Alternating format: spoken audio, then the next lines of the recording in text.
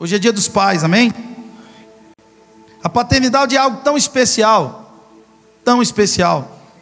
que ela está presente em muitos lugares. Na verdade, toda a Bíblia, quando você olha para ela, você vai enxergar a paternidade. A revelação de Deus, ela é crescente. Deus se apresenta para a gente como um Deus criador. Depois ele se mostra como um Deus que é rei. E depois ele se apresenta a nós como um Deus que é pai.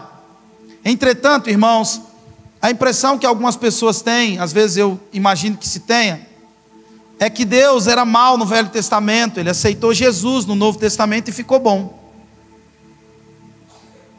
O Deus que é criador já era pai desde o início.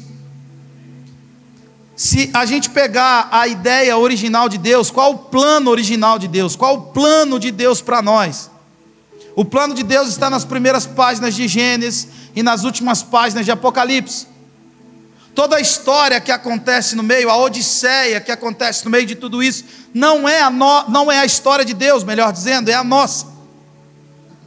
Por isso a Bíblia não esconde o percalço de ninguém, o erro de ninguém. As dores humanas não são escondidas, não são ocultadas da narrativa bíblica, elas estão ali presentes. Mas o plano de Deus está nas primeiras páginas de Gênesis e nas últimas páginas de Apocalipse. Qual é o plano de Deus, pastor? É transformar aquele jardim em uma cidade. É transformar o Éden, aquele lugar de delícias, numa cidade incrível chamada Nova Jerusalém. O que acontece no meio disso é a nossa história. E como Deus se envolve com a nossa história. E Deus se envolve com a nossa história não meramente com um plano utópico, não. Ele se envolve com tudo que Ele é. O Pai e o Filho trabalham juntos para nos devolver de volta a esse projeto original, que é transformar um jardim numa cidade. E agora esse jardim Ele colocou dentro de você, e você agora é a habitação de Deus, é o lugar onde Deus habita, é o lugar onde Deus, céu e terra se encontram.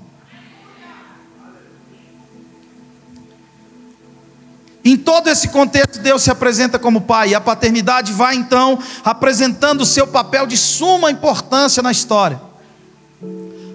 A paternidade ela é tão interessante, importante, essencial, que até a mentira tem um pai. O diabo, na sua essencialidade, na equação, na importância que ele tem, porque até o diabo é o diabo de Deus. Sempre que Deus precisar de um trabalho que só um diabo pode fazer, Ele vai usar o diabo. Tem visto o meu servo Gabriel? Estou brincando, irmão, fica tranquilo.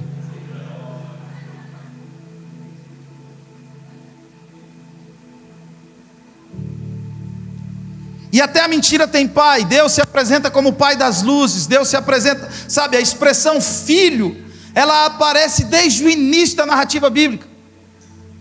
E todos nós ocupamos esse papel no coração de Deus, de filiação, sabe? Deus sempre quis nos chamar de filho, e o que a gente vê na narrativa bíblica é todo esse poder de Deus sendo usado para nos apresentar e nos oferecer um pai. A cruz é um lugar onde esse Deus, sabe, ele morre. A ideia de Deus, ela meio que se encerra, e na cruz Deus morre. Na cruz você tem um Deus que abandona o seu filho, que abandona o seu enviado, porque ali Jesus diz: Eli, Eli, lama sabactani, ou seja, Deus meu, por que me desamparastes? Mas quando ele diz está consumado, Jesus então tira um véu dos nossos olhos. E esse Deus Todo-Poderoso não é meramente um Deus nos observando de longe, porque quando Ele diz Deus meu, por que me desamparaste? E Ele consuma a obra, Ele diz está consumado, o véu foi rasgado de alto a baixo, e a última coisa que Ele diz em vida, esse Jesus maravilhoso, esse Filho incrível que veio nos revelar o Pai, a última coisa que Ele diz é: Pai, em Tuas mãos eu entrego o meu espírito. Então você presencia que todo o poder de Deus foi usado com um único motivo: se revelar a você como um pai. E como faz falta o pai? Só quem não teve um pai sabe o quanto um pai faz falta. Só quem perdeu o pai sabe o quanto um pai faz falta. Só quem está distante de um pai sabe o quanto um pai faz falta. Por quê? Porque antes de ser pai a gente precisa aprender a ser filho. E é a figura do pai que nos projeta para esse aprendizado. É o pai que nos estabelece limite, direção. É o pai que nos estabelece tudo isso. A paternidade, ela tem uma importância essencial, crucial, fundamental. Ao longo da narrativa bíblica, quase todos os pais, eles fracassam na sua função, na sua tarefa de paternidade. E a gente vai, de forma resumida, tentar enxergar ou ver alguns que fracassaram, infelizmente. O primeiro deles, que a gente tem menção, é Adão. Adão foi o progenitor de toda a humanidade. E logo na sequência, o que a gente percebe da vida de Adão é que ele tem 2 filhos. Abel, ou melhor, Caim e Abel. Caim, seu primogênito, Abel, o seu segundo filho. E nesse contexto dos filhos de Adão, a gente presencia um fato muito triste, muito terrível acontecendo na casa deles. A gente percebe que um filho começa a competir com o outro. E aquilo não acontece meramente em um culto como a gente lê. Certamente aquilo traz consigo um contexto de anos. A rivalidade entrou na relação. E é interessante que a gente, embora Adão estivesse vivo, a gente não vê Adão trazendo nenhum tipo de orientação. A gente não vê a figura de Adão, sabe, em nenhum versículo onde essa história é nos oferecida e nos apresentada. Caim estava ardendo em ódio, porque inveja é um ódio. É um carro, é um meio de transporte para o ódio ser manifesto. O invejoso não quer o que você tem, o invejoso não quer que você tenha. A principal característica de um invejoso é que a tristeza dele tem origem na alegria de alguém. E a tristeza de Caim não era não ter Deus no seu culto, era ver Deus no culto do irmão. Porque o invejoso não quer o que você tem, ele não quer que você tenha. E nessa concepção a gente percebe a ausência de Adão. Por quê, pastor? Porque não é Adão que adverte o seu filho, é o próprio Deus que aparece para Caim, dizendo: Caim, seu pecado jaz à porta, mas a ti cumpre dominá-lo. Você está aqui comigo? Você acredita que um pai, na sua atividade paterna natural, um movimento natural do pai era criar, sabe, interceder entre os filhos e procurar o filho para lhe orientar, dizer: filho, não carrega esse sentimento no seu coração. Mas a gente percebe um Adão ausente da história, distante daquela situação. E a gente então tem a primeira situação mais triste: um ser humano matando o outro. Spurgeon diz que cães não devoram cães, mas seres humanos fazem isso o tempo todo, desde Caim, e ainda se gabam disso. 2 irmãos que criam um litígio contra o outro, ou melhor, um cria contra o outro. E não há uma presença paterna para trazer, sabe, acalento para aquela situação, intermediar aquela situação e produzir paz na relação entre 2 irmãos. A gente tem um Noé, que é maravilhoso. Constrói uma arca, leva 100 anos para fazer uma arca. Imagina que projeto complexo. Não havia nenhuma referência externa, não havia nenhum parâmetro, não havia um tutorial, não havia conhecimento de engenharia, não havia conhecimento de marinha, não havia conhecimento de nada, de aduaneiro, de nada, não havia nada. A única coisa que ele tinha era uma orientação de Deus. As medidas eram Deus que havia dado, o jeito de construir Deus havia dado. Imagina, eu já brinquei tantas vezes com isso. Imagina Noé, sabe, falando com seus filhos e dizendo: vamos ali buscar um casal de urso. Pai, o que é isso? Vamos ali buscar um casal de urso. Além de construir, você tem que pôr um bicho de cada um. Imagina, vamos ali buscar um casal de tamanduá-bandeira. Como é que nós vamos trazer eles, filho? Vamos lá, Deus mandou. Vamos ali trazer um casal de leopardo. E amanhã vai ser o tigre. Depois de amanhã vão ser os elefantes. Eu não sei como é que Noé fez isso, mas era um trabalho complexo, sim ou não? E mesmo fazendo um trabalho complexo, Noé conseguiu incluir a sua família. O trabalho, a dificuldade do trabalho de Noé, olha para mim. A dificuldade do trabalho de Noé não era meramente construir aquela arca sem nenhuma referência externa, apenas com testemunho dentro de si, apenas com a voz de Deus, apenas com orientação de Deus. O trabalho de Noé era também colocar aqueles bichos dentro da arca, mas o principal trabalho de Noé era incluir a sua família, fazer com que a sua família acreditasse que ele de fato tinha ouvido Deus. Você concorda comigo, pai? Dá-se glória a Deus mais vezes.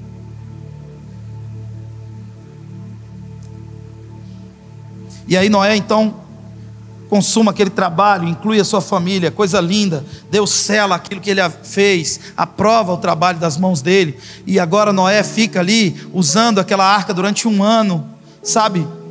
Durante alguns dias choveu e eles ficaram ali, e aí você conhece a história, eles soltaram ali os pássaros e tudo mais, até que tiveram uma compreensão de que não havia mais água lá fora. Então eles abriram, romperam o lacre e pararam, a arca repousou sobre as montanhas do Ararat. Então Noé, quando sai, ele ouve uma ordem de Deus: olha, agora levem vida pela terra, se multipliquem, se espalhem, cresçam, vão pela terra. Isso tem relação com a grande comissão, com o mesmo envio dos discípulos. Esse é o primeiro envio do ser humano para levar vida por toda a circunscrição que existe, que Deus fez. Noé então constrói um altar e a família dele estava junto. Estamos juntos aqui, amém? Mas de repente Noé decide fazer uma coisa: ele planta uma vinha. E todas as vezes que a gente lê essa história de que Noé plantou uma vinha, parece que a vinha nasceu um dia depois que ele plantou. E eu estava em Contagem esses dias, e Deus falou tanto comigo nesse texto, e eu fui pesquisar quanto tempo uma vinha leva para ficar grande, para começar a produzir uva. Ela leva 3 anos. Qual era a finalidade de Noé plantar uma vinha? Ele queria o que a uva podia virar. Ele queria o prazer que aquela vinha daria a ele. Em 100 anos, construindo algo extremamente complexo, ele conseguiu incluir a família, manter o seu lar de pé, aceso e abençoado. Em 3 anos ele planta uma vinha. Depois de 3 anos a vinha precisa ser podada, e leva mais 2 anos para ela poder gerar uma quantidade de uva, sabe, que lhe dê uma condição de produzir vinho. Depois que a uva é guardada 1, 2 meses, ela começa então a gerar um teor alcoólico. Então imagina, ele executou um projeto de 101 anos, vamos dizer assim. Ele levou 100 anos para construir, 1 ano usando, construiu um altar, abençoou a sua casa, a sua família estava com ele. Mas ele decidiu então criar uma agenda diferente daquela que ele tinha antes. A agenda que ele tinha era uma agenda de propósito, era uma agenda de vontade de Deus. Essa agenda da vinha não, era uma agenda onde o que Noé estava cultivando durante esses 5 anos era prazer para si. Durante 5 anos ele planta essa vinha, cultiva essa vinha, cuida dessa vinha, e ele extrai dela a uva, e ele tira dessa uva vinho, e ele toma esse vinho, e a gente sabe o que acontece: ele amaldiçoa o seu filho. E imagina como uma mãe ficaria depois de ver um pai amaldiçoando um filho. Imagina como um irmão ficaria depois de ver um pai amaldiçoando o seu irmão, que estava com você lá na arca, que trabalhou junto, que pegou os bichos, que colocou na arca, que suportou toda aquela pressão, toda aquela construção. Mas quem erra nesse processo todo é Noé, porque em 100 anos ele sustenta a família, mas em 5 anos, caminhando numa própria agenda, caminhando na frequência dos prazeres, ele perde a família. Tem alguém aqui comigo? Significa que se você andar numa agenda própria, fizer da força do seu braço o seu estandarte, andar pela polivalência, você pode cultivar prazeres que vão destruir a sua casa e vão interferir no exercício da sua paternidade. Em 100 anos ele preserva a casa, em 5 anos ele perde tudo. Em 5 anos ele perde tudo. E eu acho que isso representa talvez 5% do tempo todo que Noé viveu. E ele amaldiçoou o filho. E sabe, Deus, o que aconteceu naquele texto? Se você avaliar Levítico 17, você vai ficar assustado do que aquele termo representa: descobriu a nudez. Se você periciar esse texto, você vai ficar assustado, e não convém dizer aqui, mas está na Bíblia. E essa é a triste história de uma raça chamada humano. A gente tem um Jacó, que lutou com o anjo, que brigou com o anjo, que fez tantas coisas maravilhosas e incríveis, mas que no final da vida, já velho, não percebeu que os seus 10 filhos estavam perseguindo um entre aqueles filhos, ao ponto de os irmãos, espancarem aquele garoto, jogarem ele numa cisterna, tirarem ele da cisterna, venderem como um prisioneiro, mentirem para o pai, e o pai não consegue, não se dá conta, não percebe toda aquela hostilidade crescendo dentro da sua própria casa. Deixa eu te dizer uma coisa: a nossa atividade de pai é a projeção mais real de Deus em terra. O nosso exercício de paternidade é uma forma de Deus se projetar na terra, é uma forma de Deus se apresentar ao mundo. Como Deus se apresenta ao mundo? Através de uma relação de pai e filho. Se nós lermos o texto de Malaquias capítulo 4, versículo 6, coloca aqui pra gente, Malaquias capítulo 4, verso 6. Deixa eu cuidar com o tempo. Malaquias capítulo 4, verso 6. Ele converterá o coração dos pais aos filhos, e o coração dos filhos aos seus pais, para que eu não venha e fira a terra com maldição. Olha para mim. Quando a terra se torna maldita, quando a terra se torna, desolada, quando a terra se torna um lugar inabitável, quando os pais não conseguem ter uma conexão adequada com seus filhos, quando os filhos não encontram uma abertura para uma conexão bem sucedida com seus pais, quando o exercício da paternidade não está sendo praticado, visto, tocado, a história diz que Deus fere a terra com maldição. Por quê? Porque a expressão de Deus nessa terra é a paternidade. É você sendo pai dos seus filhos. E se você está aqui hoje angustiado, porque talvez perdeu seu pai, porque talvez não tenha um pai, porque talvez não teve um pai assim como eu, saiba de uma coisa: Deus usou todo o seu poder de Deus para se revelar a você como um pai. E quando Jesus nos ensinou a orar, Ele não nos ensinou a orar a um Deus distante. Ele diz: quando orar, vocês vão orar assim: Pai nosso que estás no céu, santificado seja o teu nome, venha a nós o teu reino, seja feita a tua vontade, assim na terra como no céu. Esse pai te sustenta. Pode pedir para Ele: o pão nosso de cada dia nos dai hoje. Esse pai está perto. Mas todas as vezes que Deus escolheu, essa figura humana para uma projeção do seu caráter, da sua vida, das suas intenções, esses homens falharam. Jacó falhou ao ponto de não entender que ele deveria ter saído do Egito e voltado para Canaã. José teve um sonho: 7 anos de vacas. 7 anos de vacas. Quando o povo de Israel foi para o Egito, já haviam 2 anos de escassez. Ou seja, eles precisavam ficar lá 5 anos. Depois daqueles 5 anos, eles deveriam ter voltado para Canaã. Você está comigo? Eles deveriam ter voltado para Canaã. Jacó foi junto. Essa promessa repousava sobre Jacó. É pai que dá destino, é pai que aponta o caminho, é pai que aponta o tempo de transicionar, é pai que diz: agora não é mais bênção, é maldição, vamos sair daqui. É pai que faz isso. Nesses 5 anos viraram 10 anos, 20 anos, 40 anos, 50 e poucos anos. José morreu com 110. Toda aquela geração morreu. E aquele lugar que era um lugar de provisão se transformou em um lugar de cativeiro, um lugar de escravidão, um lugar onde as mulheres foram estupradas pelos egípcios, um lugar onde as crianças foram assassinadas por Faraó, um lugar onde o povo foi tomado dos seus bens, das suas posses, e foram utilizados como massa de manobra de um Faraó cruel, que usava a força motora do povo de Israel para amassar tijolo e barro. E tudo isso nasce da inércia de um homem que deveria ter apontado o tempo de transicionar. Se você, pai, não se coloca nesse lugar de discernir o tempo, você pode transformar um lugar de bênção em maldição. Então aquele cativeiro nasceu na ausência ou na negligência de Jacó. Nós estamos juntos aqui, irmãos? A gente tem um Samuel 1 Samuel capítulo 12, verso 1 a 3. Então disse Samuel a todo Israel: eis que ouvi a vossa voz em tudo quanto me dissestes, e constituí sobre vós um rei. Agora pois, eis que tendes o rei à vossa frente. Já envelheci e estou cheio de cãs, e meus filhos estão convosco. Meu procedimento esteve diante de vós desde a minha mocidade até o dia de hoje. Olha só o que esse irmão está dizendo. Você conhece a história de Samuel, filho de Ana, amém? Ele foi levado para o templo, ele foi ofertado. Ana tinha feito esse voto com Deus: se o Senhor me der um filho varão, eu vou te devolver. E Ana fazia isso.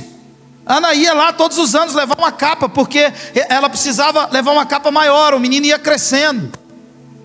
E esse menino desde cedo servia na igreja, servia no templo. Ele mudou o céu de uma nação.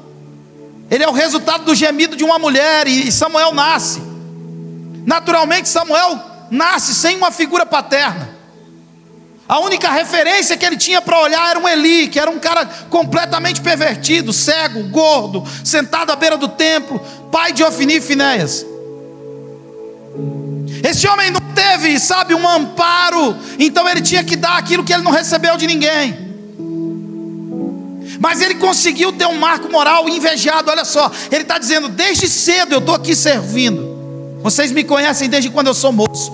Olha o próximo versículo: eis-me aqui, testemunhai contra mim perante o Senhor, perante o seu ungido. De quem tomei o boi? De quem tomei o jumento? A quem defraudei? A quem oprimi? E das mãos de quem aceitei suborno, para encobrir com eles os meus olhos? Me fala e eu vou restituir. Quantos líderes podem dizer isso depois de velho? De quem eu aceitei suborno? De quem eu aceitei jumento? Quem eu defraudei? Quem foi que eu usei? De quem eu tirei alguma coisa? Quem foi que eu enganei? Quem foi que eu menti? Me mostra, porque se tiver um eu vou restituir. Esse homem tinha um marco moral, uma conduta, um caráter, um testemunho ilibado. Ninguém podia dizer nada contra ele. E ele era assim uma possibilidade dessa expressão. Ele era uma expressão sacerdotal, mas muito mais do que ser um sacerdote, muito mais do que ser um pastor, muito mais do que ser um homem de sucesso. Deus quer contar com você, homem que está nesse lugar, como um pai, como uma expressão viva do caráter de Deus, como uma expressão palpável, tocável, tangível daquilo que Deus é, porque acima de qualquer outra coisa, esse Deus é Pai.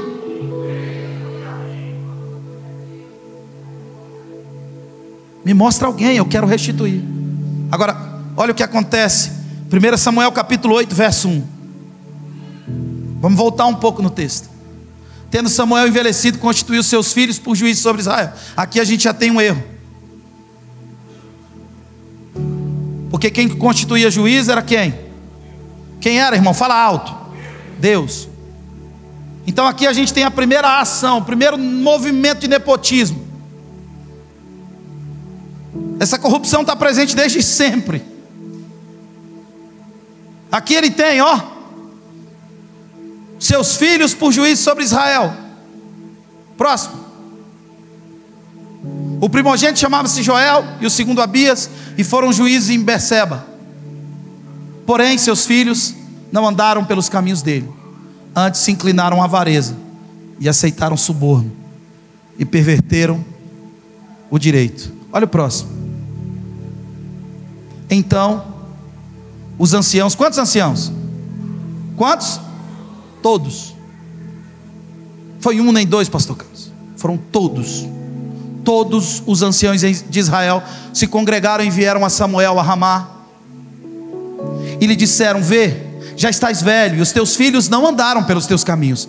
Constitui-nos pois agora um rei sobre nós, para que nos governe como tem todas as nações. Preste atenção.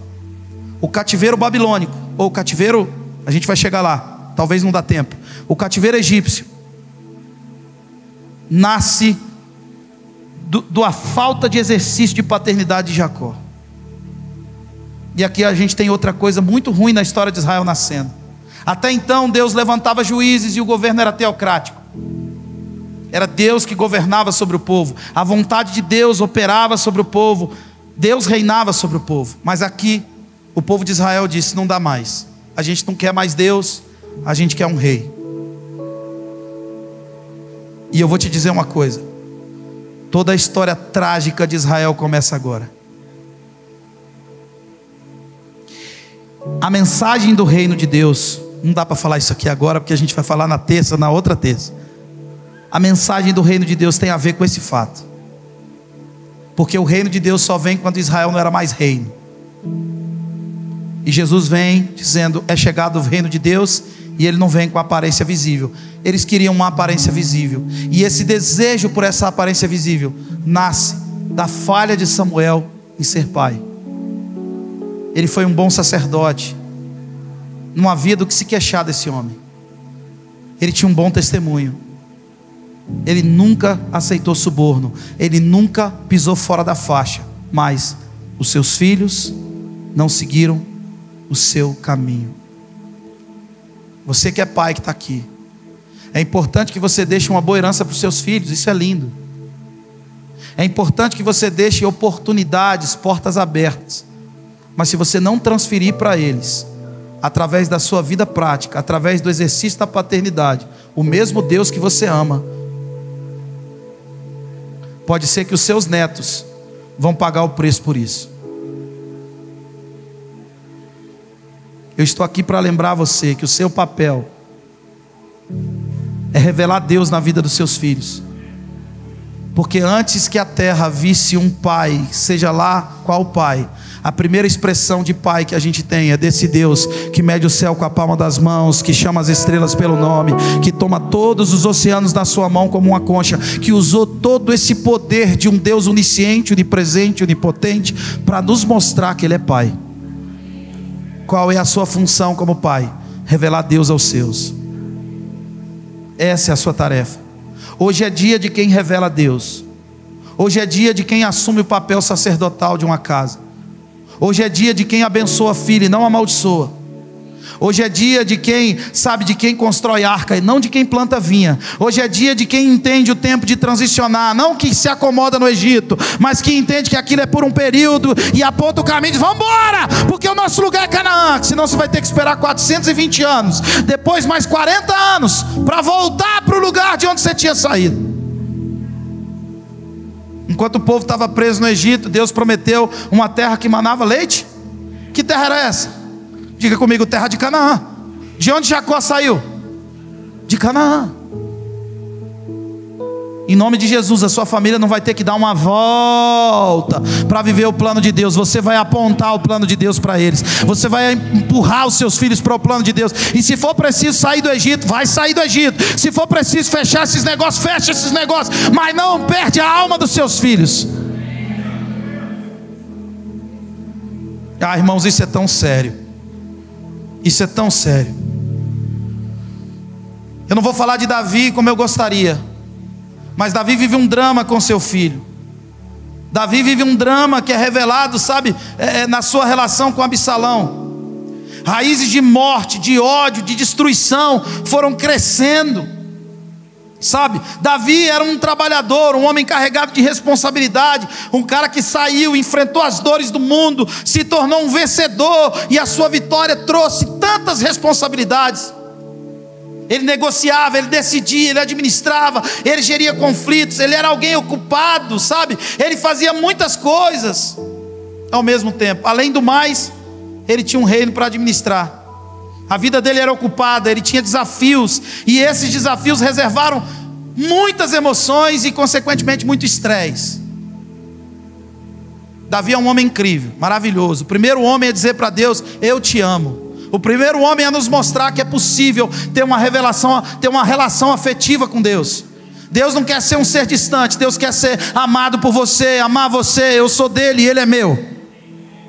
Ele é um homem segundo o coração de Deus, mas ele, por conta do estresse, e é possível ver o estresse de Davi nos Salmos, é possível ver a pressão emocional que Davi vivia, quando a gente enxerga algumas canções, alguns salmos de Davi: socorre-me, Senhor, eleva os meus olhos, ajuda-me, Deus. Estamos juntos? E a impressão que eu tenho é que há sim muitos pais entre nós estressados, carregados de boas intenções, mas estressados como Davi foi. Talvez Davi tinha muitos filhos, muitas emoções, E dá para ver quantas boas intenções Davi tinha em relação aos seus filhos,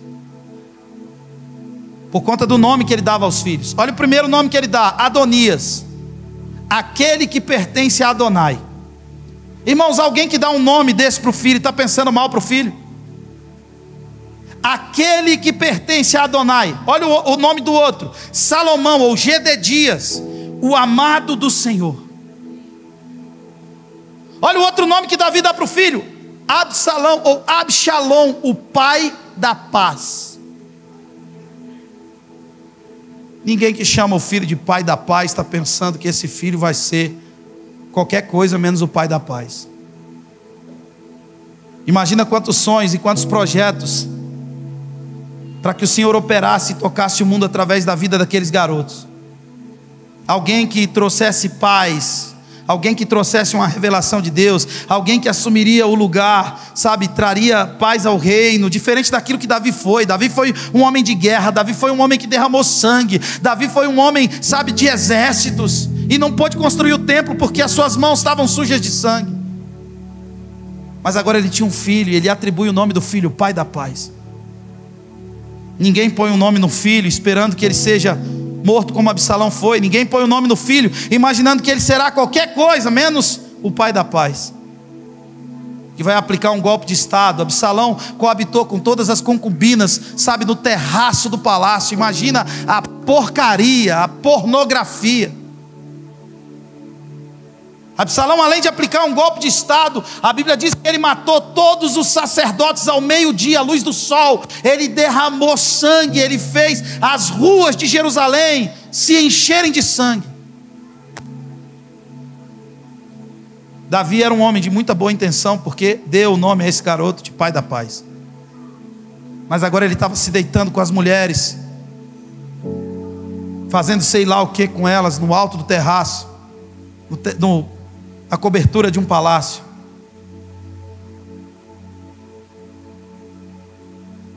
Sabe, Davi era tudo. Ele resolvia os problemas do mundo, mas ele não percebeu que a única coisa que Absalão queria era um pai. Ele não queria um pregador famoso, ele não queria um empresário bem-sucedido, ele não queria alguém que resolvesse os problemas do mundo, ele só queria um pai. Eu converterei o coração dos pais aos filhos e dos filhos aos pais, e essa é a forma que Deus abençoa a terra, ou esse é o caminho pelo qual a maldição virá sobre a terra. Nós pais, nós temos uma responsabilidade. A nossa atividade de paternidade é o que abençoa a terra. Nós sermos pais dos nossos filhos, como Deus nos chamou para ser, sabe? E se você está com dificuldade, em nome de Jesus, Deus vai derramar, estender graça sobre a sua vida, para que você cumpra o seu papel. Se você falhou até aqui, não há condenação sobre a sua vida, há misericórdia à disposição da sua vida hoje, para que você cumpra o seu papel. Mas entenda isso, muito mais do que deixar coisas. Quando eu sonhei meu filho, eu tinha 16 anos. Eu nem imaginava que a minha esposa seria a Josi, mas eu já sonhava com Estevão. Eu queria ter um filho, o nome dele era Estevão. Depois nós sonhamos com a Débora. Sabe, o Estevão é o que tem uma coroa, vitorioso, coroado. Débora é a abelha, aquela que trabalha em prol de alguém. Isabel é o Senhor, é o meu juramento. Quem são seus filhos? Quais os sonhos e as intenções? E como a sua agenda contempla esses sonhos e essas intenções que você tem para com seus filhos? Você é pai, cara. Seja pai dos seus filhos. Tem alguém aqui? Davi era alguém que sonhava com o bem dos filhos, mas não foi capaz de transformar essas boas intenções em investimento de vida na vida dos filhos. Sonhou, mas não investiu vida. Sonhou, mas não investiu tempo. Sonhou, mas a agenda não contemplava esses sonhos. Sonhou, mas os seus movimentos não eram na direção daquilo que ele havia sonhado. Eu oro para que você saia daqui hoje cheio de disposição e de coragem, de entusiasmo para ser pai dos seus filhos. E se for preciso sentar todos eles e dizer: me perdoa, porque até aqui eu falhei, mas a partir de agora as coisas se fizeram novas na minha vida, e eu vou ser o seu pai, e eu vou te mostrar o meu Deus, eu vou te mostrar como esse Deus é bom. Qualquer um poderia justificar a falha de Davi. Qualquer um poderia justificar os percalços de Davi. Ele era um homem muito ocupado. Absalão esperou que Davi fizesse algo, mas ele não fez nada. Depois de um tempo ele resolveu com um beijo. Não vai dar tempo de ler tudo isso aqui. E isso aqui termina de uma forma muito trágica e cruel.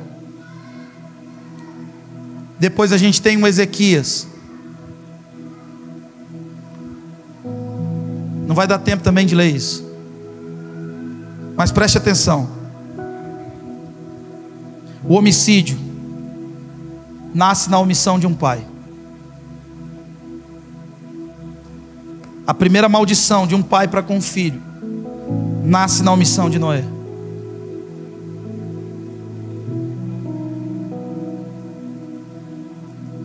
O cativeiro egípcio nasce na omissão de Jacó. Desculpe a palavra, mas essa é a que melhor se encaixa. A desgraça sobre o povo de Israel nasce na omissão de Samuel. Toda a tragédia na geração de Davi. E a gente sabe o que acontece. Um irmão deseja uma irmã e ele viola ela. Absalão mata aquele irmão. E depois ele aplica um golpe de estado. Toda aquela tragédia. E a palavra se encaixa de novo. Aquela desgraça acontece porque a atividade de paternidade não foi praticada da maneira de Deus. E depois a gente tem Ezequias. Eu queria terminar com isso. Ezequias foi um rei fantástico. Ezequias foi filho de Acás. Acás perverteu tudo que era de Deus. Ezequias fez o contrário. Ezequias começou a reinar com 25 anos, mas com 39, o profeta Isaías foi lhe entregar uma palavra, dizendo: olha, Ezequias, prepara a sua casa, porque você vai morrer. Esse texto eu quero ler. 2 Crônicas capítulo 32, versículo 1. A gente já vai cear. Depois dessas coisas, rei da Síria entrou em Judá, acompanhou-se. Não é isso não. 2 Reis capítulo 20. É esse. 2 Reis capítulo 20. Estamos juntos aqui, irmãos? Naqueles dias Ezequias adoeceu de uma enfermidade mortal. Era uma úlcera, um câncer, uma espécie de câncer. Veio ter com ele o profeta Isaías, filho de Amós. Ele disse: assim diz o Senhor, põe em ordem a tua casa, porque morrerás e não viverás. Você não vai morrer não, amém, pai? Amém? Dá um amém mais empolgado, amém? Mas eu queria que você, pai, levantasse a sua mão assim. E se você está do lado dele, dá 3 tapas carinhosos no peito dele e fala: prepara a sua casa, organiza a sua casa. Se você é mulher, dá tapa mais forte. Pode dar tapa aqui, vem cá. Dá um tapa forte. Dá forte, irmão, dá forte. Vem cá, Gabriel. Dá forte, vem cá, Gabriel, vem cá, levanta a mão. Dá forte, dá forte. Prepara a tua casa. Prepara a tua casa. É você quem faz isso, pai. Prepara a sua casa. E sabe o que aconteceu? Ezequias não preparou a casa dele. Não preparou. Quando ele recebe a notícia, ele não doeu não, né? É um batismo. Você vai ser o melhor pai da sua geração em nome de Jesus. Você vai preparar a sua casa com sabedoria e graça em nome de Jesus. E a expressão da sua paternidade vai ser pastoral para muitos jovens. Ezequias não preparou a casa dele, rapaz. Quando ele recebeu essa notícia, ele ficou desesperado. Eu imagino que Isaías também, porque eles eram amigos. E aí a única coisa que sobrou para Ezequias foi a parede. Então ele se virou para o canto e orou e chorou, e ele disse: Deus, me ajuda nessa situação. E Deus ouviu o grito da alma dele, e de repente o Senhor mandou Isaías voltar. Isaías estava por lá ainda, e Isaías nem tinha entrado no carro. E aí Deus falou: volta lá. E aí Isaías voltou entusiasmado. Dar o segundo recado é mais difícil que dar o primeiro, né? Parece que Deus mudou de ideia, que doideira é essa? E aí chegou lá e falou: Ezequias, é o seguinte, olha só, Deus está acrescentando a você 15 anos de vida. Beleza. Só que Senaqueribe era o cara, era o bichão da Síria. O exército era poderoso, e o exército poderoso ia contra Ezequias, e ele queria uma prova de que realmente ele tinha sido curado daquela úlcera. Então ele pediu: Isaías, eu preciso de um sinal. Olha que coisa gloriosa. Deus fez a sombra do sol retroceder, se eu não me engano, 10 graus por um dia. Imagina Deus mudar o calendário do mundo por sua causa. E Ele faz isso. Hoje, agora é ontem. Que dia é hoje? É ontem. Porque Deus fez a sombra do sol retroceder por um dia. Que dia é hoje? É ontem. Ué, mãe, eu já vivi esse dia. Que doideira é essa, meu irmão? A sombra do sol retrocedeu por um dia. E aí essa notícia se espalhou pelo mundo. O mundo inteiro ficou sabendo. Caraca, meu irmão, você viu o que aconteceu? Cara, o que aconteceu? Rapaz, estava de noite e de repente ficou de dia. A sombra do sol retrocedeu. A noite virou dias assim, Em nome de Jesus, que a sua noite vire dia, para Deus confirmar você e plantar no seu coração fé para você seguir na direção que Ele te mandou seguir. A sombra do sol virou dia. E agora o mundo inteiro sabia, inclusive os babilônicos. Essa notícia chegou lá na Babilônia. E aí os babilônicos vieram. 2 Reis capítulo 20, verso 12. Irmãos, eu queria terminar, vocês deixam só um pouquinho mais. Vocês vão comigo? Não vão ficar falando depois que o culto termina à tarde, não.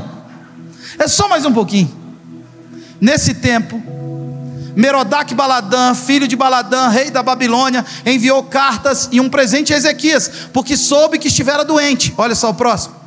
Ezequias se agradou dos mensageiros e lhes mostrou toda a casa, seu tesouro, a prata, o ouro, as especiarias, os óleos finos, o seu arsenal e tudo quanto se achava nos seus tesouros. Nenhuma coisa houve, nem em sua casa, nem em todo o seu domínio, que Ezequias não lhes mostrasse.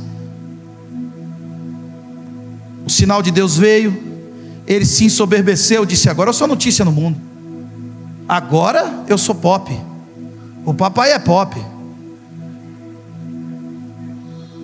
Versículo 14. Então Isaías o profeta veio ao rei Ezequias e lhe disse: o que foi que aqueles homens disseram? E de onde vieram a ti? Respondeu Ezequias: de uma terra longínqua, vieram da Babilônia. Perguntou ele: que viram em tua casa? Respondeu Ezequias: viram tudo quanto há em minha casa.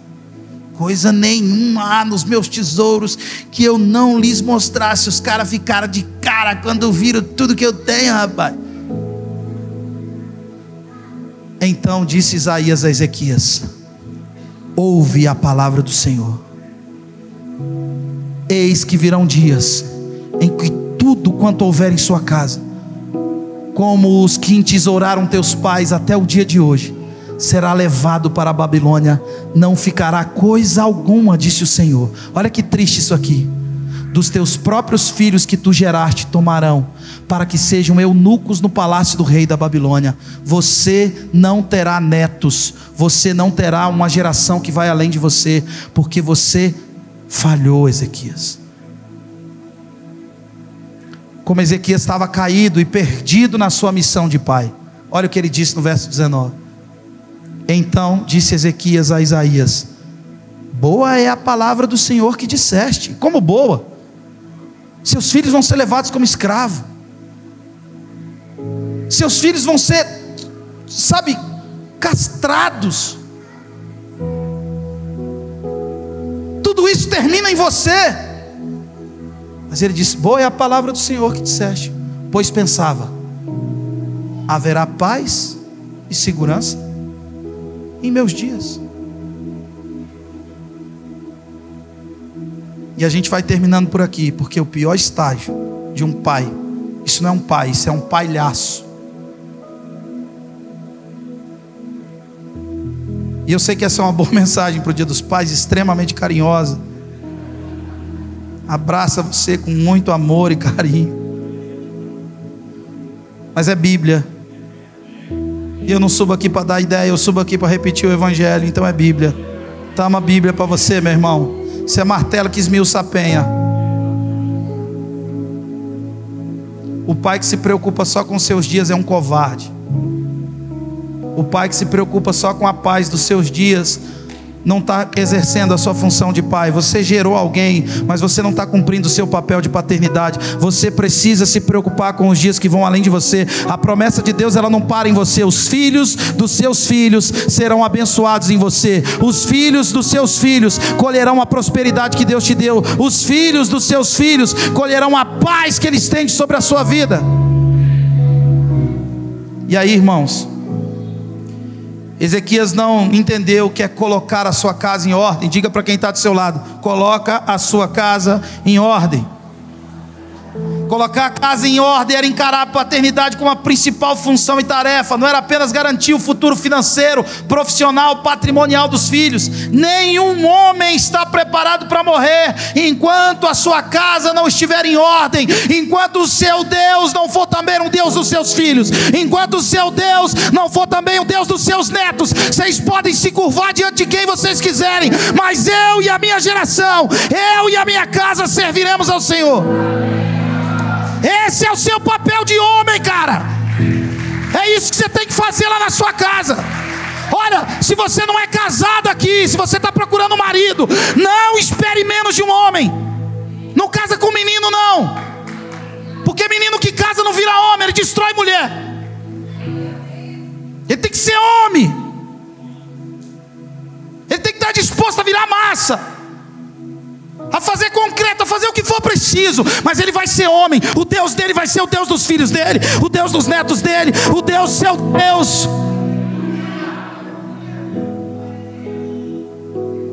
Coloca a sua casa em ordem. Você é pai, feliz Dia dos Pais para você. Mas coloca a sua casa em ordem. Aí, nesses 15 anos que ele recebe de vida, nasce um menino chamado Manassés. Manassés começou a reinar com 12 anos. 2 Reis capítulo 20, verso 21. Coloca aqui pra gente. Descansou Ezequias com seus pais, e Manassés seu filho reinou em seu lugar. Olha o próximo. Tinha Manassés 12 anos de idade quando começou a reinar, e reinou 50 anos em Jerusalém. Sua mãe chamava-se Efiziba. Olha só, porque ele não colocou a casa em ordem. Nesses 15 anos ele gerou um filho chamado Manassés. Quando Manassés nasce, Ezequias estava vivo. E Ezequias não transferiu e não transmitiu para o seu filho essa consciência de Deus. Sabe o que acontece? Esse homem enche as ruas de Jerusalém de sangue. Esse homem matou os filhos. Manassés matou os próprios filhos e ofereceu como sacrifício a Baal. Esse homem consultava mortos. Ele era um necromante, ele era um bruxo. Ele foi o pior rei da história de Israel. As ruas de Jerusalém, as ruas de Israel se encheram de sangue. Por quê? Porque um homem que recebeu vida, que recebeu prosperidade, que recebeu visitação de Deus para colocar a sua casa em ordem, se preocupou só com a paz dos seus dias e não cumpriu o seu papel de pai. Então ele criou um filho para encher as ruas de Israel de sangue. Ah, meu Deus, tem misericórdia de nós, Senhor. Nossos filhos vão querer o nosso Deus em nome de Jesus. Nossas filhas vão querer o nosso Deus em nome de Jesus. Tantas tragédias nasceram da ausência de pais. E aqui a gente tem mais uma. A trajetória de Manassés é sangrenta, é violenta. Manassés mandou matar o profeta Isaías. Estudiosos acreditam que Isaías morreu cerrado pelo meio, e foi Manassés que mandou matá-lo. Esse menino que nasceu no tempo da misericórdia de Deus sobre a vida de Ezequias. Deus já foi tão misericordioso com você, meu amigo pai que está aqui nesse lugar. Deus já te livrou de tantas coisas, Deus já te livrou de tantos percalços. E o que Deus quer que você faça não é que você deixe dinheiro, prosperidade, tudo isso é bom, glória a Deus, mas coloca a sua casa em ordem. Constrói um altar na sua casa, seja o pastor da sua casa, seja o sacerdote da sua casa, seja o pai da sua casa, seja a expressão de Deus na sua casa.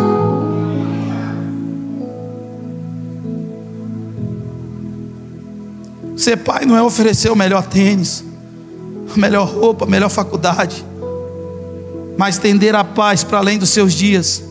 Ezequias não compreende o papel de pai, por isso ele colhe uma catástrofe em sua geração. Assim como tantas coisas ruins nasceram na ausência de paternidade, talvez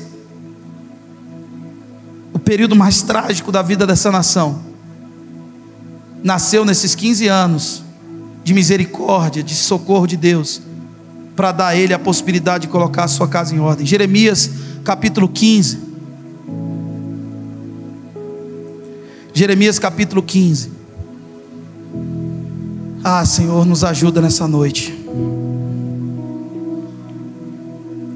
Disse-me, porém, o Senhor: ainda que Moisés e Samuel se colocassem diante de mim, meu coração não se inclinaria para este povo. Lançá-los-ei diante de mim e saio. Olha só, Moisés e Samuel são modelos de intercessão, são intercessores. Deus está dizendo: olha, ainda que os maiores intercessores que eu conheci na terra estivessem diante de mim, intercedendo por Israel, eu não ouviria. Deus não faz isso sorrindo, não. O juízo de Deus é ardido, por isso que naquele dia Ele enxugará do nosso rosto toda lágrima. Nós já estaremos na cidade celestial, porque nós, aqueles que serão arrebatados, nós presenciaremos o grande e terrível dia do Senhor, o juízo do Senhor. E em nossa consciência a gente vai ver pessoas que a gente amou sendo condenadas ao fogo eterno. Então Ele enxugará dos nossos olhos toda lágrima. Você percebe a seriedade disso? Ainda que Moisés e Samuel se pusessem diante de mim, meu coração não se inclinaria para este povo. Lançá-los-ei diante de mim, saio. Versículo 2. A gente vai até o 4. Quando te perguntarem para onde iremos, disser-lhes-á: assim diz o Senhor, o que é para a morte, para a morte; o que é para a espada; e o que é para a fome, para a fome; e o que é para o cativeiro, para o cativeiro. Porque os punirei com 4 sortes de castigo, diz o Senhor: com espada para matar, com cães para os arrastarem, e com as aves do céu e as feras do campo para os devorarem e os destruírem. Entregá-los-ei para que sejam um espetáculo horrendo para todos os reinos da terra, por causa de